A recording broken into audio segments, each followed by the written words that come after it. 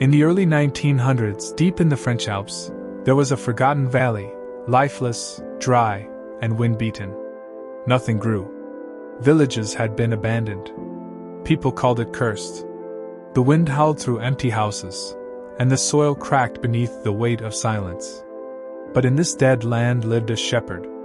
His name was Elzéard Bouffier. He was a quiet man in his 50s, dressed in a worn wool coat, living alone with a dog and a few sheep. Every day, he'd disappear into the hills with a heavy bag and an iron rod. No one noticed.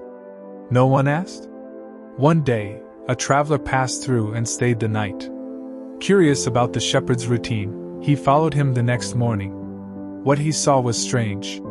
The shepherd would stop, make a hole with his rod, drop an acorn in, cover it, then walk a few steps and repeat. He was planting trees, one at a time, every day, in a place where nothing grew. He had done this for years. Not for money, not for fame, not even for others. Just because he believed the land could live again. By the 1930s, the first saplings began to rise. By the 1940s, the valley had changed. Water returned.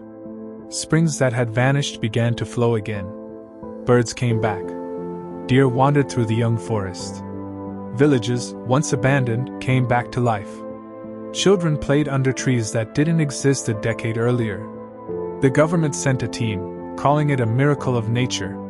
They never knew it was the quiet shepherd with the bag of acorns. Elzéard never asked for thanks. He never revealed himself. Even in old age, he climbed the hills and planted more. Into his 80s, he walked that same path, iron rod in one hand, seeds in the other. He died quietly. No parades. No statues. But today, over 10,000 hectares of living forest breathe because of him. No speeches. No applause. Just one man with a vision. He turned death into life, one seed at a time.